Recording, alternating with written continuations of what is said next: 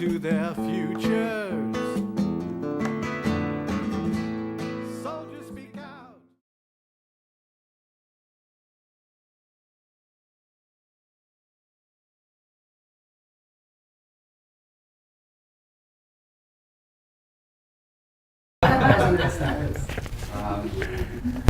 He's the author of Beyond the Green Zone, which is his reporting from Iraq during the first phase of Iraq War #2.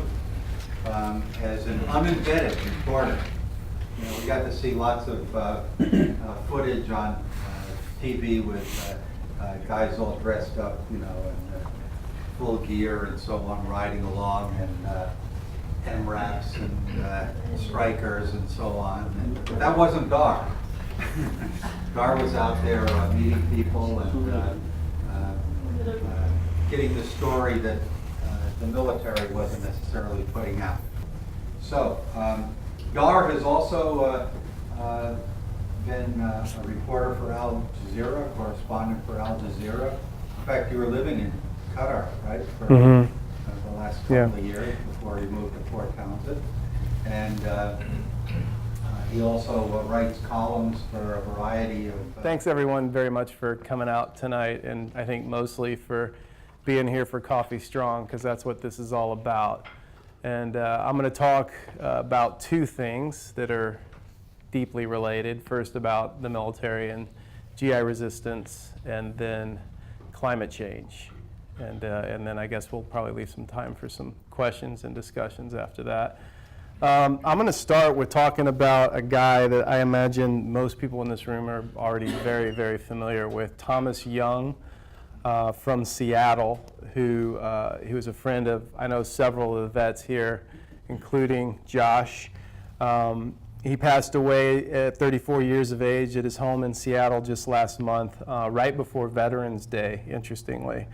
Thomas joined the Army when he was 22 on September 13th, 2001. He'd been in Iraq less than 1 week when he and fellow soldiers came under sniper fire on April 4th, 2004, while riding in an unarmored truck in Baghdad. He was paralyzed from the chest down after being hit by a bullet in his spine. I'm going to read the brunt of his last letter. Again, some of you might be familiar with this, but I feel like this really is an important thing for those of you who haven't heard it, because it perfectly summarizes, I think, the plight of people in the military serving today. And he wrote it subtitled, the title of it is The Last Letter, a message to George W. Bush and Dick Cheney from a dying veteran. But I would add that it could easily, I think he could have added Barack Obama's name onto that as well. He wrote, I write this letter on the 10th anniversary of the Iraq War on behalf of my fellow Iraq War veterans. I write this letter on behalf of the 4,488 soldiers and Marines who died in Iraq. I write this letter on behalf of the hundreds of thousands of veterans who have been wounded, and on behalf of those whose wounds, physical and psychological, have destroyed their lives. I am one of those gravely wounded. My life is coming to an end. I am living under hospice care. I write this letter on behalf of husbands and wives who have lost spouses, on behalf of children who have lost a parent, on behalf of fathers and mothers who have lost sons and daughters, and on behalf of those who care for the many thousands of my fellow veterans who have brain injuries. I write this letter on behalf of those veterans whose trauma and self-revulsion for what they have witnessed, endured, and done in Iraq have led to suicide, and on behalf of the active duty soldiers and Marines who commit, on average, a suicide a day. I write this letter on behalf of some 1 million Iraqi dead, and on behalf of the countless Iraqi wounded. I write this letter on behalf of us all, the human detritus your war has left behind, those who will spend their lives in unending pain and grief. I write this letter, my last letter, to you, Mr. Bush and Mr. Cheney. I write not because I think you grasp the terrible human and moral consequences of your lies, manipulation, and thirst for wealth and power. I write this letter because, before my own death, I want to make it clear that I and hundreds of thousands of my fellow veterans, along with millions of my fellow citizens, along with hundreds of millions more in Iraq and the Middle East, know fully who you are and what you have done. You may evade justice, but in our eyes you are each guilty of egregious war crimes, of plunder, and finally of murder, including the murder of thousands of young Americans, my fellow veterans, whose future you stole. Your positions of authority, your millions of dollars of personal wealth, your public relations consultants, your privilege and your power cannot mask the hollowness of your character. You send us to fight and die in Iraq after you, Mr. Cheney, dodged the draft in Vietnam, and you, Mr. Bush, went AWOL from your National Guard unit. Cowardice and selfishness were established decades ago. You were not willing to risk yourselves for our nation, but you sent hundreds of thousands of young men and women to be sacrificed in a senseless war with no more thought than it takes to put out the garbage. I joined the Army 2 days after the 9/11 attacks. I joined the Army because our country had been attacked. I wanted to strike back at those who killed some 3,000 of my fellow citizens. I did not join the Army to go to Iraq, a country that had no part in the September 2001 attacks and did not pose a threat to its neighbors, much less the U.S.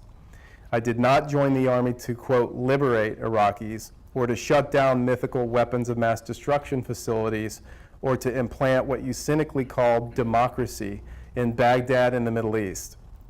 I did not join the Army to rebuild Iraq, which at the time you told us could be paid for by Iraq's oil revenues. Instead, this war has cost the U.S. over $3 trillion. I especially did not join the Army to carry out preemptive war. Preemptive war is illegal under international law.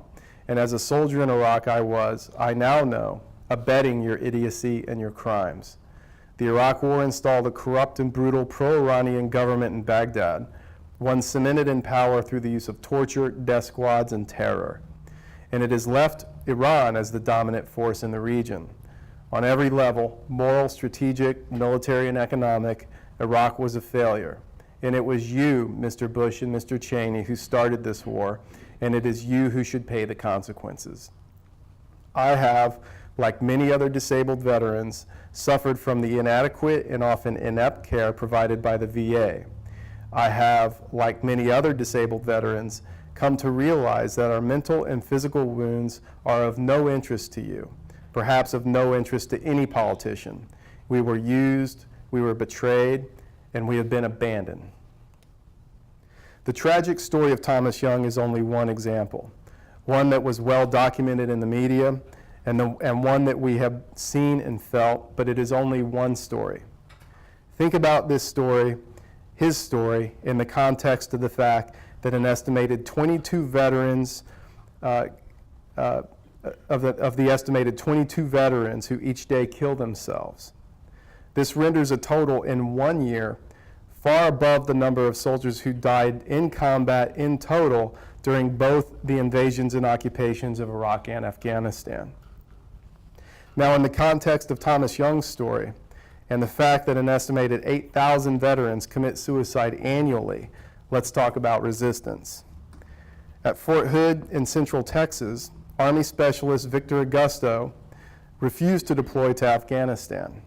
His response to a punitive Army memo that rebuked his action was to write on it, quote, "There is no way I will deploy to Afghanistan. The occupation is immoral and unjust. It does not make the American people any safer. It has the opposite effect." On the same day, when he refused to obey a direct order to prepare to deploy from his company commander, he declared, quote, "I will not obey any orders I deem to be immoral or illegal. I am not willing to participate in this occupation, knowing it is completely wrong. It's a matter of what I'm willing to live with." I asked him if he was willing to take the consequences that the military was sure to mete out. He replied, "Yes, I'm fully prepared for this. I have concluded that the wars in Iraq and Afghanistan are not going to be ended by politicians or people at the top. They are not responsive to the people. They are responsive to corporate America. The only way to make them responsive to the needs of the people is for soldiers to not fight their wars. If soldiers won't fight their wars, the wars won't happen. I hope I'm setting an example for other soldiers." Tens of thousands of soldiers from both Iraq and Afghanistan have gone AWOL, absent without leave. Untold thousands continue to do so even now every year. Again, in the context of Thomas Young, think about the lack of health care for veterans that was promised from the VA and how clear it is today as to why these resource wars, these imperial wars occurred. These soldiers are not walking away from the military, but walking towards justice. A little bit more about resistance. Speaking of Josh Simpson, when soldiers bear direct witness to the effects of a failed policy, it becomes difficult to maintain troop morale and subsequently to contain acts of dissent. Former Sergeant Josh Simpson, who served as a counterintelligence agent in Iraq, confirmed several instances of fabricated vehicular movement. I'd written about this in the book, basically calling the patrol, instead of search and destroy missions, they called them search and avoid missions. And detailed it out in the book where they basically found ways to, I spoke with several soldiers who found ways to manipulate the computers in their Humvees when they were on patrol to make it look like the patrol was moving around where it was supposed to go, but they would sit and park the patrols in villages and play soccer games with kids or drink tea in the shade or that kind of thing. And Josh had also was familiar with that too. He said, quote, "I knew soldiers who learned to simulate vehicular movement on the computer screen to create the impression of being on patrol. In the headquarters where I worked, we would see the whole vehicles going on patrol when no vehicles were being moved, except on a computer screen in some striker vehicle somewhere." He also told me, "It doesn't make any sense. You realize that the whole system is flawed, and if that is flawed, then obviously the whole war is flawed. If the basic premise of the war is flawed, definitely the intelligence system that is supposed to lead us to victory is flawed. What that implies is that victory is not even a possibility." He continued, "I thought to myself, I can't do this anymore. First of all, it's bad for me mentally because I know I'm doing something that I loathe. Second, I'm participating in an organization that I wish to resist in every way I can. So while on leave, I just stopped showing up for drill, didn't call my unit, didn't give them any reason for it. I changed my phone number and they did not have my address. I don't know if technically I'm still in the reserves. I don't know what my situation is, but I don't really care either. If I go to jail, I go to jail. I'd rather go to jail than go to Iraq." And I want to talk about sexual assault in the military and resistance to it. I wrote about this back in 2007, 2008, 2009, but if you turn on the news just about still, even every other week, there's something coming out about rampant sexual assault epidemics within military academies and within the military itself. And it's amazing to me of writing about these shocking statistics then when I published my second book, but that the situation has not only continued but worsened even now. One person I wrote about in the book, Catherine Jane West of the Mississippi National Guard, she was raped by a fellow soldier, Kevin Lemieux, at the sprawling Camp Anaconda north of Baghdad. In court, the defense lawyer for Lemieux merely wanted to know why, her defense lawyer, it was Lemieux's lawyer, merely wanted to know why, as a member of the Army, she had not fought back. She said, "He caught me and put his mouth over my mouth and told me not to scream. If I screamed, he said he would kill me and then have his friend come over and finish me off. He put me on my stomach, tied my hands behind my back, rolled me over, and proceeded to take my clothes off. I can still tell you exactly what he smelled like. I can see images of his face. I just lay there and cried. I couldn't say anything." The morning after she was raped, West saw an Army doctor who gave her a thorough examination and took semen and hair samples. The Army's criminal investigation team concluded her story of the incident to be true. Moreover, her rapist bragged about the incident to his buddies in his unit, and they turned him in. It seemed like a closed case. The accused was based in Fort Rainwhite, Fairbanks, Alaska, so West had to fly there for the trial. In addition, her commanding officer and first sergeant told the court that she was a promiscuous female because she was caught on base buying things to send home. In contrast, her rapist, after the third court hearing of his trial, was promoted by the military to a specialist.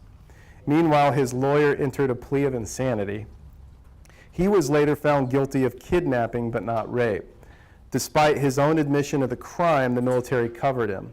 He was given 3 years for kidnapping, half of which the sentence was knocked off. Ultimately, he was dishonorably discharged. That's one example. Some statistics for context. In 1995, the Archives of Family Medicine revealed in a study that 90% of women veterans from the 1991 U.S. attack on Iraq and from earlier wars had been sexually harassed. In 2004, the Journal of Military Medicine published a study of veterans from Vietnam and all wars since, according to which 71% of women soldiers have been sexually assaulted or raped while serving. The Department of Defense admits that it only counts reported rapes and that 90% of the rapes in the military go unreported. So again, think about those shocking statistics in the context that 90% of the rapes go unreported. Among the reported cases, nearly half are dismissed for lack of adequate proof or due to the death of the victim. Less than 11% of the cases result in a court-martial. Since 2002, nearly 75,000 female veterans have reported being raped, sexually assaulted, or subjected to other forms of sexual trauma. And how has the military responded to this?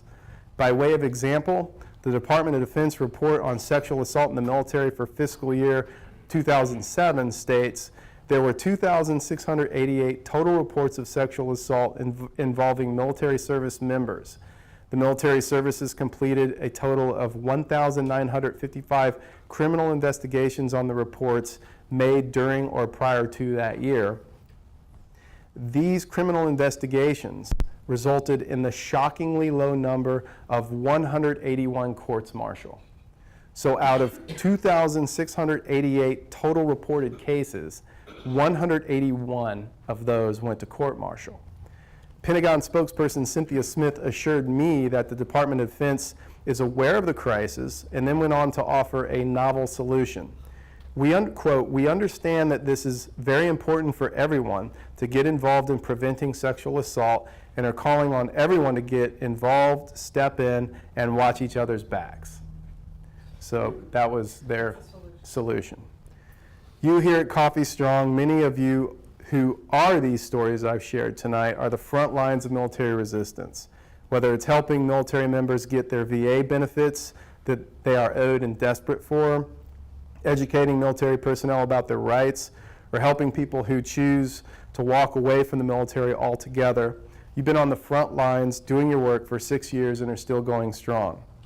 As someone who has seen firsthand what happens to people like Thomas Young when they go to places like Iraq, I want to take this opportunity to thank all of you and to urge you to continue on with your work and to strongly urge others who are here and even those who aren't here to support you in every way possible.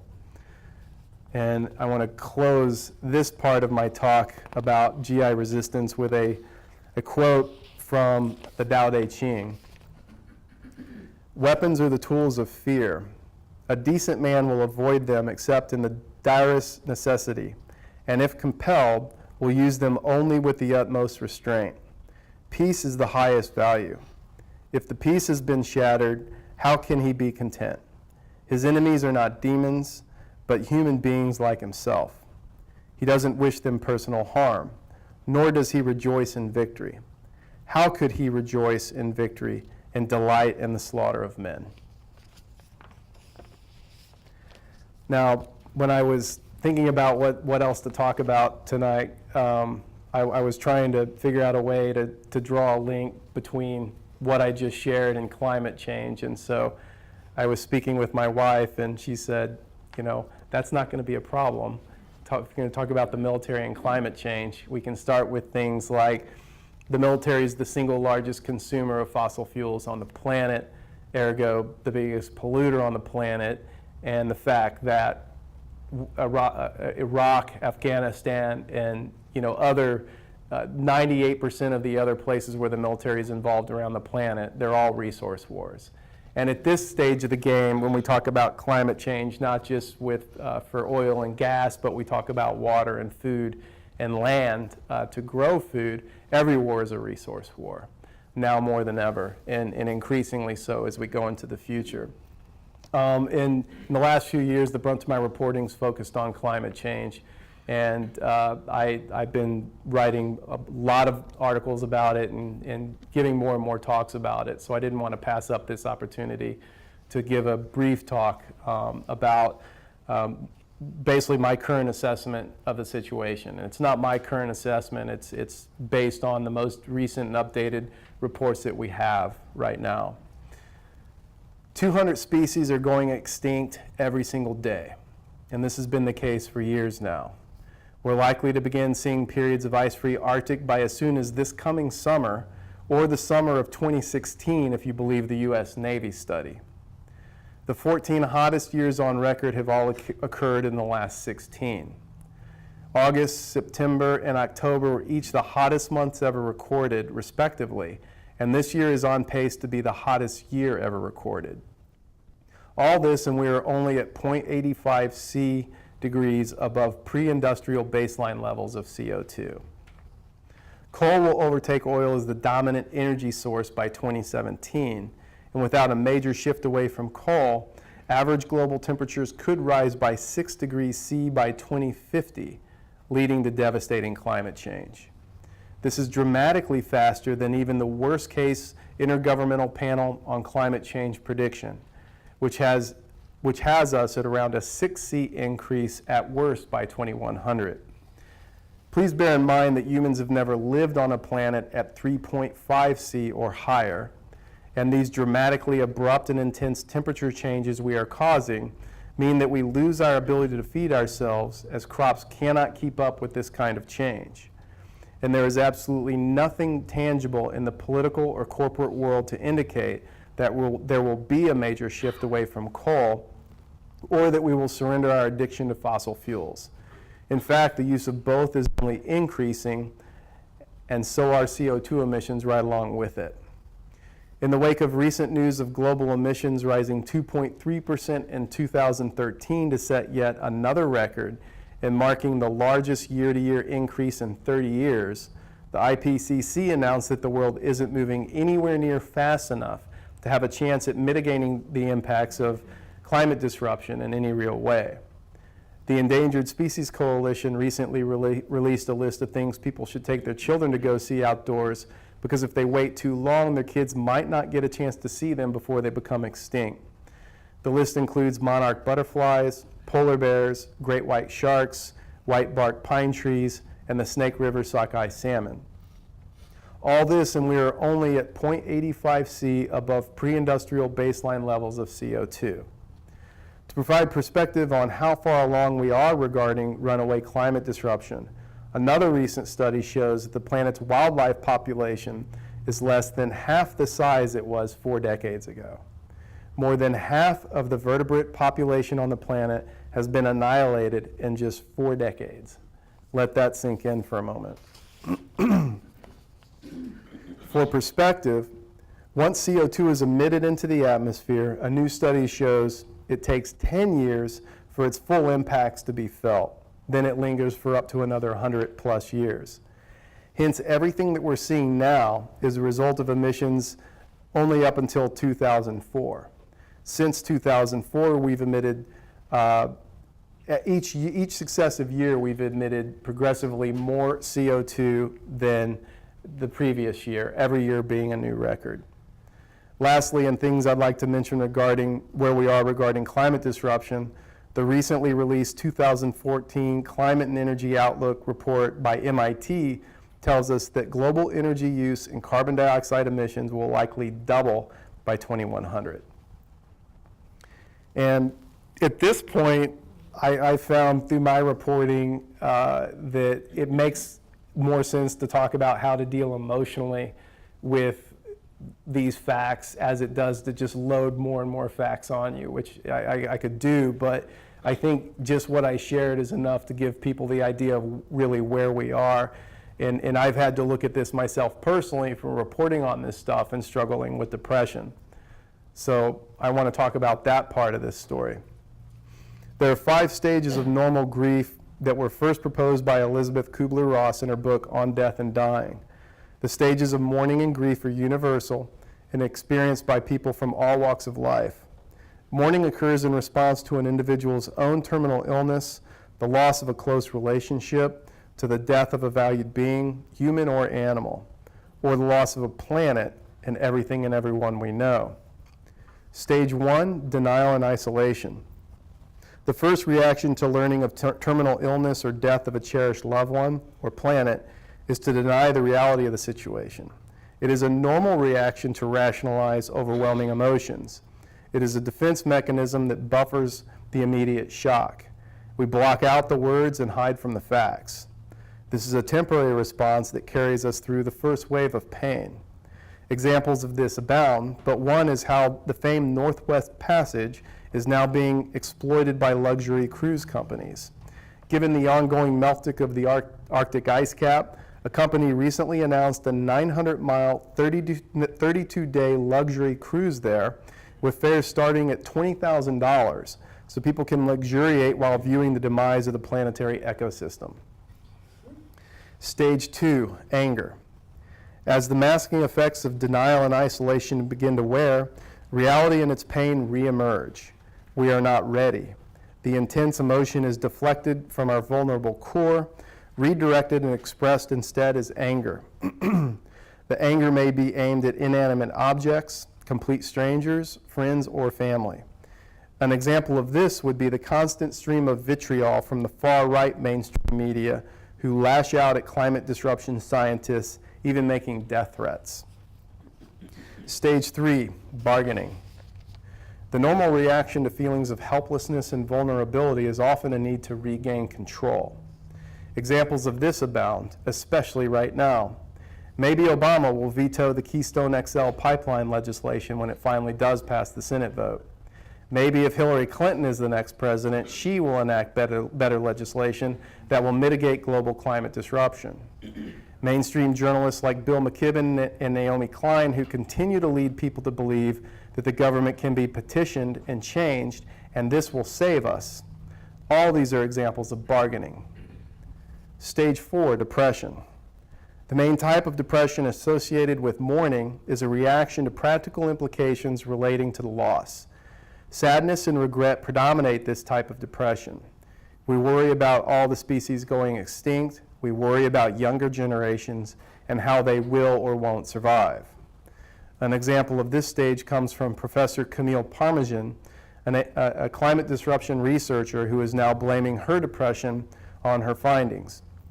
Quote, "I don't know of a single scientist that's not having an emotional reaction to what is being lost," she said in the National Wildlife Federation's 2012 report. Quote, "It's gotten to be so depressing that I'm not sure I'm going to go back to this particular site again," she said in reference to an ocean reef she had studied since 2002. Quote, "Because I just know I'm going to see more and more of the coral dead and bleached and covered with brown algae." Stage 5, acceptance. Reaching this stage of mourning is a gift not afforded to everyone. This phase is marked by withdrawal and calm. It is this stage I hope to spend most of my time in. Frankly, I am bouncing in and out of it now, from acceptance to depression to rage and back again. We don't know how long we have, 5 years, 15 years, 30, beyond the year 2100. But when we allow our hearts to be shattered and broken completely open by these stark, cold realities, we allow ourselves to have the perspective blown open to vistas we've never known before. Like reaching new heights on a mountain, we can see things we've never seen before. Our thinking, attitudes, and outlook on life changes dramatically. It's a new consciousness. Perhaps there we can live this time with grace, dignity, and caring. Perhaps there we can find ways to save a few more species while we share this precious time with loved ones in the wild places we love so much in this rare and precious world. Thanks, everyone. Coffee Strong is now an all-volunteer organization. We have no more paid staff. We're trying to expand our base of participation by bringing more and more volunteers into running the show here. And so we need all of you as you are able to contribute in some way or another. We need intake counselors to be here to do intake forms and meet people and assess their needs so that we can be of help to GIs and veterans and their families. We need VA counselors, discharge upgrade counselors, and GI rights counselors. We need people with special skills. The skill level that I have with computers and IT and so on is somewhere back in the Stone Age. You know, I thought it was a big thing when I finally got an electric mimeograph machine. So, but you know, there's a lot of stuff that you know, people who understand IT can really help us out with. And so, you know, any skill set that you would like to volunteer, there are on the book table some volunteer cards. And I hope that you'll take time to fill out one of those. And then finally, we need donations to pay our bills for this wonderful space, for you know, our other operational costs. We're cutting it down to the bone, folks, but we still need finances. And if you pick up one of these envelopes, what we really need are monthly gifts. If I were to ask, you know, everybody to give $120, it'd be like, uh-oh, that's a lot for today. But if you gave $10 a month, that would be even better than giving $120 today. Not that we give the $120 back to you. But that's because it would come in consistently through the year. And you know, that helps us to pay our expenses on a monthly basis. So consider what you would be able to give on a monthly basis. Maybe it's the cost of a pizza. Maybe it's the cost of a tank of gas. You know, you make it up. You're bright people. Figure it out and pick up one of these envelopes, and you can fill out a pledge and return it to us, and that will help us to continue the important work we're doing. We have a number of programs that we're starting. Aaron, our intern, is going to be working on a counter-recruitment program in the high schools. You know, the military recruiters go around and tell the students all sorts of wonderful things that happen. You know, you get to buy a Mustang, you get to see the world, whatever, and you know, get your college paid for. They don't tell them the truth about all of that. You know, it's mostly lies. And so we want to be there to give the other side of the story. And so that's one of the programs we're trying to build. We're also trying to get together a women's veterans group to meet here at Coffee Strong. And so, you know, we need to be able to cover the costs of that, but that's another program outreach that we're trying to do. So I just wanted you to be aware of the work that's going on here, and give us your support. We need it. We need it badly. So Dahr is going to answer some questions that came up in his talk for those who have them, and I'll turn it back to him. Thanks, Rich. Yes, ma'am. You mentioned several times about Iraq being a resource war, and I believe in your introduction it was also expressed that you had been in the area around Syria. So I wonder if you could speak to what is happening throughout that area, and then if you have any information even up into the Ukraine, Crimea and the Ukraine. Well, starting with Iraq, I mean, I think a lot of people think, well, it was all about the oil, but look at the situation now, and there aren't direct U.S. companies in there involved, and that's actually only partly true.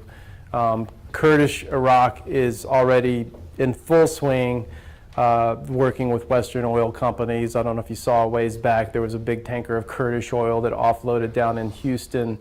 So there's definitely Western oil companies working directly with in Kurdistan and buying Kurdish oil. So that's happening in the south.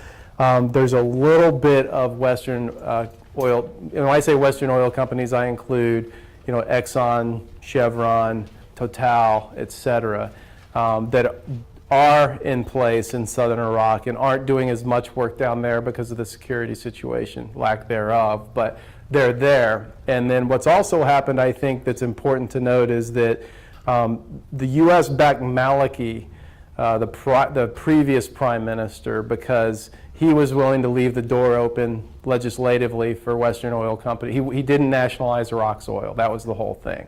The first thing the U.S. did when they invaded was they denationalized the oil. And Maliki he basically kept that door open so that if and when the security situation mellows out, that Western oil companies would be able to do business in Iraq. And of course, Maliki's now gone. He was replaced by Abdi, who was one of his ministers who's from the same Dawa party. He's basically he's the political replacement of Maliki, but nothing else has changed. We still have death squad operation. We still have the strong ties with Iran and all of that. But point being is that Iraq's oil is still, it's just a matter of time for the stuff in the south, which is where the brunt of the oil is, where that starts getting used up by or accessed more directly by Western oil companies.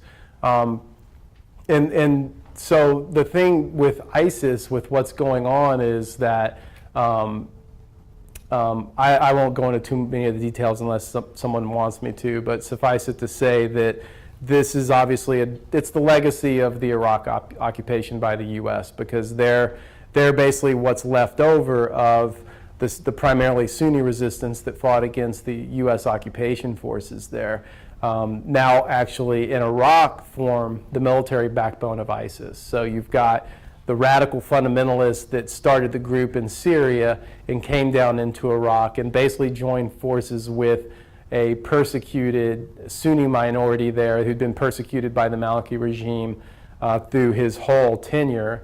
And they basically joined forces with ISIS and said, look, we'd rather fight with you guys than have Maliki's forces, i.e. the Iraqi government forces, coming into our cities and detaining people, killing people, raping people, hauling them off into these secret dungeons and horrible things happening. That was going on from day one of Maliki being in power up until when he left, and it's still going on to a certain degree. And then so enter ISIS, and all of a sudden all that stops.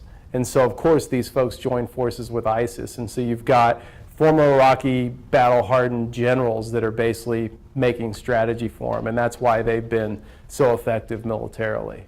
But just to give you an understanding that, all that happened, as you can clearly see, only because of the U.S. occupation and what it did to the Sunni minority, and that they were basically, Saddam was pushed out and basically replaced with a Shia Saddam. And so, trade one for the other, and then this is the aftermath of that. And then Ukraine, I haven't written about Ukraine directly, but in short, the broad brushstrokes are that it's all about trying to freeze Russia out of the European gas market. There was a Russian-leaning prime minister in there before, but it's well documented that this so-called democratic overthrow of the previous prime minister was orchestrated by USAID, and interestingly enough, Pierre Omidyar, the guy who funds First Look Media, where Glenn Greenwald works now. Actually, it's documented he gave $500 million along with USAID money to help foment this democratic revolution in Ukraine to kick the whole thing off. So it's a faux revolution. It's all about freezing Russia out of the gas market in the EU. It's impacted Russia, but then we see what's happened on the ground is bit by bit Russia's just slowly taking over the Ukraine again and reabsorbing it back into Russia. And meanwhile signing trillion-dollar gas deals with China that are going to go on for the next 30 years. So plans backfired a little bit on the U.S. You had your about that. Anybody else?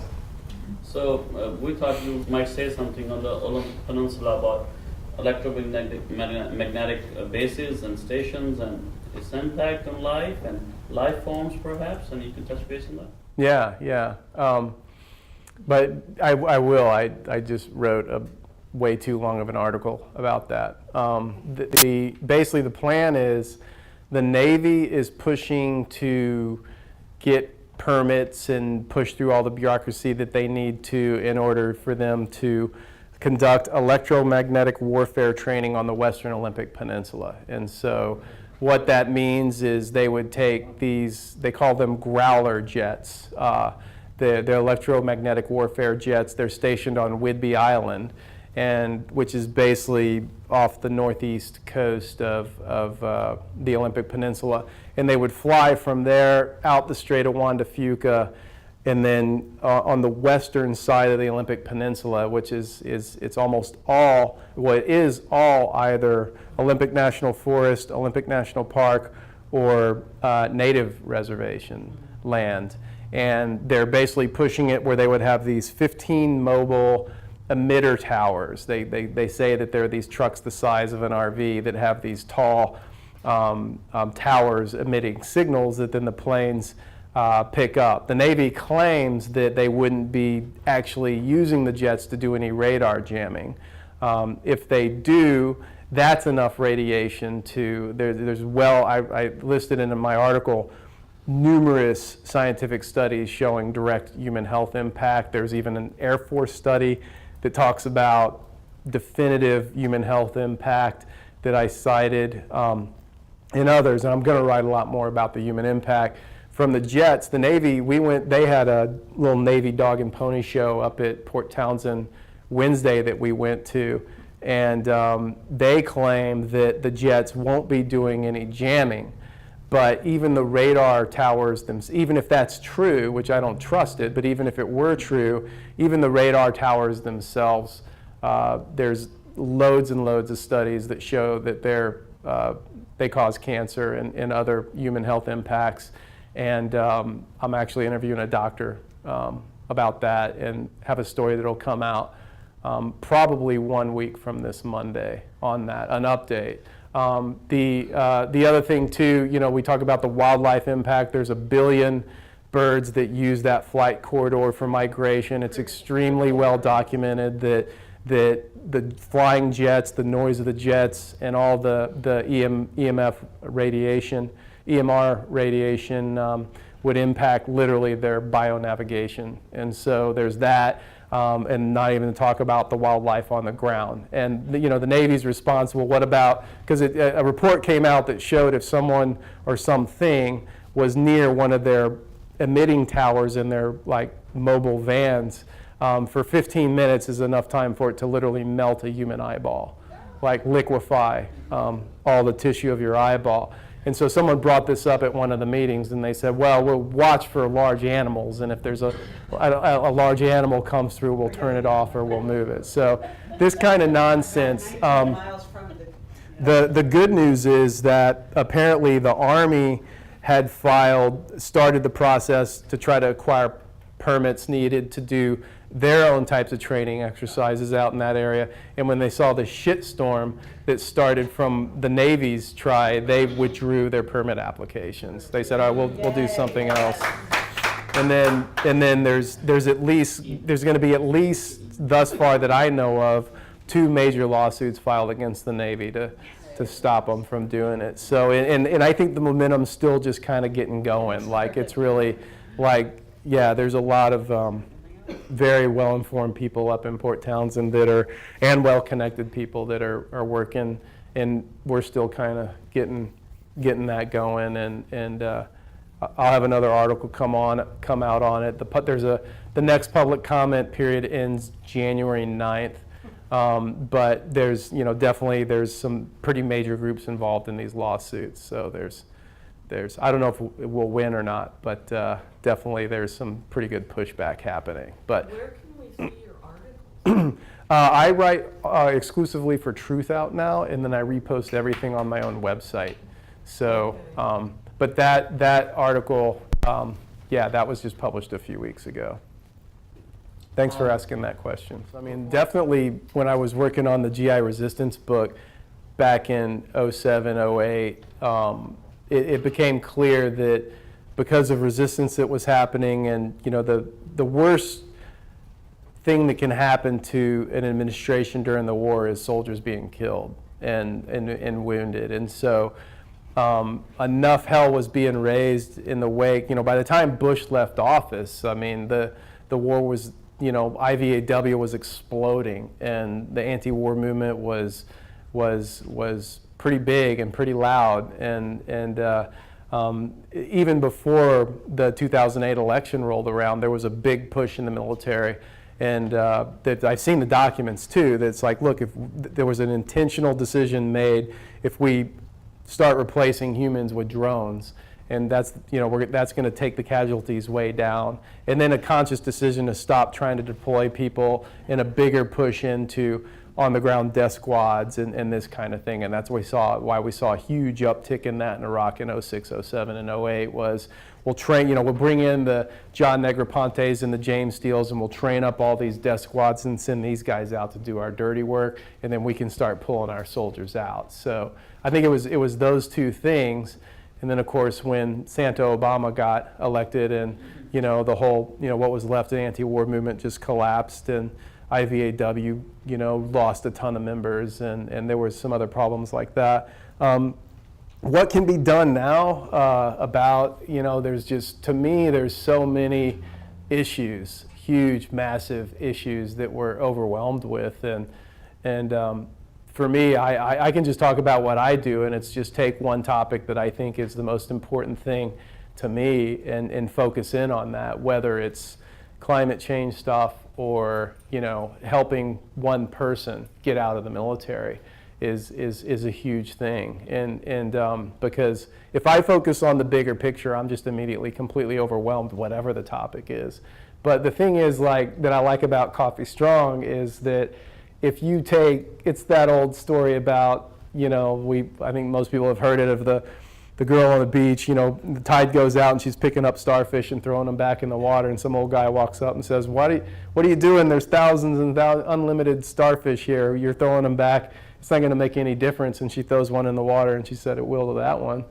And I think that's what we can do, in a place like this, if it helps one person get their benefits so we don't have another Thomas, or if it stops one more woman from joining the military so she doesn't get raped, or if it stops one other person from joining the military and they don't get sent overseas and kill somebody. I mean, just that one thing. I mean, if you do work that stops one person from joining the military or helps one person get out, I mean, you've literally changed someone's life and everyone around them, their life, and I think that's a realistic perspective, as opposed to, if we look at, there kind of isn't an anti-war movement right now. Maybe if Romney or Jeb Bush is the next president, then maybe it'll kick back up, but that's probably not going to happen. It's probably going to be Hillary.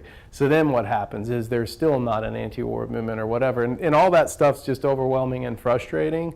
And so I just have to keep it, right now my thing is climate change, and that's no small topic, but there's so much stuff to do. It's just like throw a dart and pick a topic, and you're going to be able to be of use and make a difference. And then, of course, for me, it's what keeps me sane, because to not do nothing is, I think, the absolute surefire way to fall into depression and start some bad habits or something. Yeah. One more question? Sure. Yeah. Are we absolutely certain, based on what I've been hearing of the discussion, that there actually isn't, or there actually is an anti-war movement or peace movement, but at this point it's taking a somewhat different form than in the past because of the things we've been talking about, such as the drones and the AI and robotics and this sort of thing, where they are getting scared and diverting it into these channels? Is not the resistance against the police brutality throughout the the nation a form of peace movement. And is not the resistance against the electromagnetic weapons, quote, testing, and I'm putting that in very big quotes, because it's not testing, they know what it does. That's a form of resistance against electromagnetic weapons in the cities, and Mr. Jamail, I'm giving you a packet on that's linking a couple issues, so I'm just red flagging that right now. But in any case, to me, all this is a form of anti-war or peace movement, but it's in different forms, and recognizing that this is a war against the people throughout the planet. And once we make that recognition, we're in a much better position to actually do something at a fundamental level, rather than just dealing with the war over here or war over there, hither and yon, and not seeing that it's being brought home to us right now. Bravo. Yeah.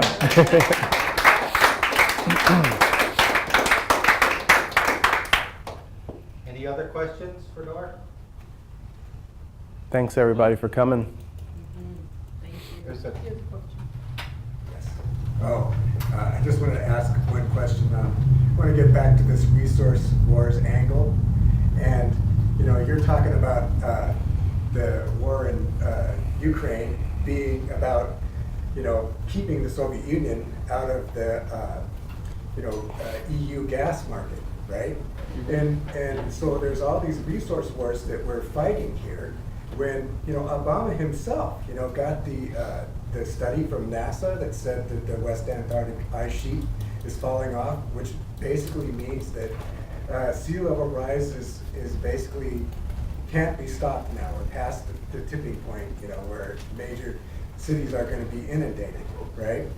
So he knows at least on one level or another, then we have to change to alternate forms of energy and but the oil is a big geostrategic thing, right? Who controls the oil? So who are we really up against here, if we want to save our species, and what's it going to take, do you think? That's a kind of a big question. Sorry. I think we talked about it earlier. With it's all the same system, and even talking about Obama is just a waste of time. I mean, whoever the president is irrelevant. I mean, it's Republican, Democrat, whatever. It literally doesn't even matter at this stage of the game when we talk about climate change and resource wars. I mean, they're all going to be pushed forward no matter who's president. It's just irrelevant. And so, I just think that.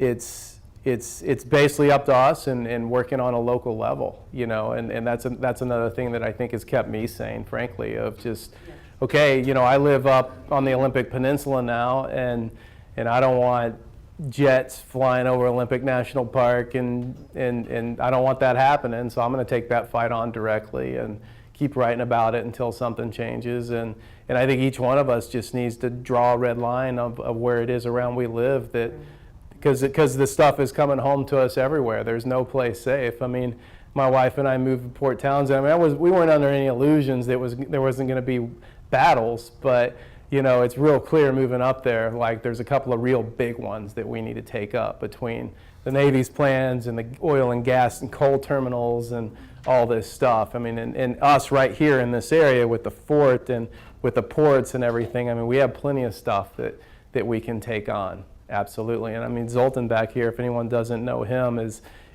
a key member in doing a lot of organizing for this kind of stuff too. So I know I've completely evaded your question kind of intentionally, but Zoltan, go ahead. Say, we have power in this region more than people do in other regions because we are a choke point, and we kind of have a geographic responsibility to deal with the shipment of things and the testing of things, because if we stop it, they really have a hard time replacing this infrastructure, these facilities. It's not as easy as snapping your fingers. They really need to do that. So we do have a certain power, just like the GI resistance movement has. Thanks, Zoltan. And thank you again. Appreciate it. Thanks, Richard. Thanks a lot.